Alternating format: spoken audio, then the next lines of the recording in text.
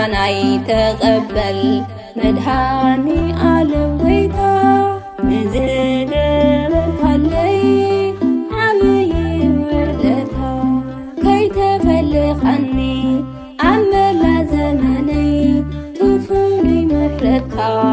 ርእዮ ብዓይነይ ምስጋናይ ተቀበል መድኃኒ ዓለም ጌታ ንዝገበርካለይ ዓብይ ውርደታ ከይተፈልኻኒ ኣብ መላ ዘመነይ ትፍሉይ ምሕረትካ ርእዮ ብዓይነይ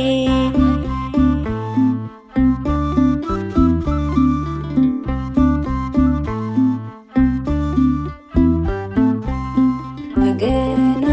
ዘይብለይ ኣብ ጎነይ ናኾንካ ፈተናታት ሕይወት ሰጊረ ብስምካ በይነይ እየ ኣይብልን ጌታይ ኣለኻኒ ሓጋዝየይ ኢኻ ኣብቲ ዝጨንቀኒ ምስጋናይ ተቀበል መድኃኒ ዓለም ጌታ ንዝገበርካለይ ዓብይ ውርደታ ከይተፈልኻኒ ኣብ መላ ዘመነይ ትፍሉይ ምሕረትካ ርእዮ ብዓይነይ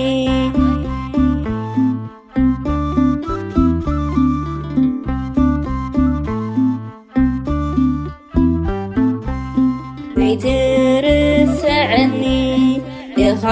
ፈቃራቦ ናይ ውሽጠይ ትፈልጥ ንልበይ ተልቦ እቲ ዘድልየኒ ፈጺምካ ለይወትሩ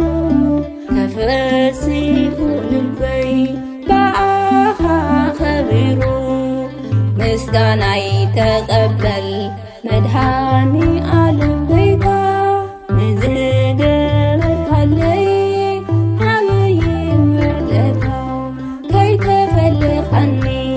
ኣብ መላ ዘመነይ ትፍሉይ ምሕረትካ ርእዮ ብዓይነይ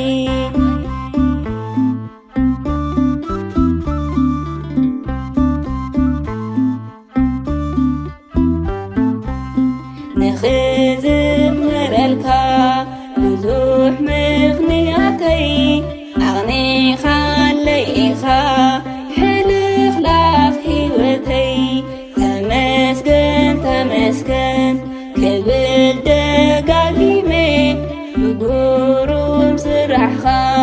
ፍጹም ተገሪሜ ምስጋናይ ተቀበል መድኃኒ ዓለም ጌታ ንዝገበርካለይ ዓብይ ውርደታ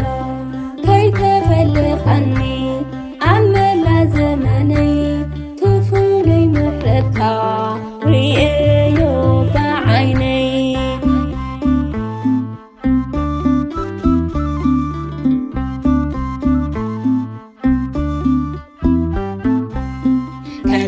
ከመስግነካየ ብዓቕመይ ክውድስ ነቲ ክብር ስምካ ኢየሱስ ክርስቶስ ዓቕመይ ንሱ እዩ ዝምልሶ ንዓኻ መከራ የሕሊፋ ኣኽቢርካኒ ኢኻ ምስጋናይ ተቀበል መድኃኒ ዓለም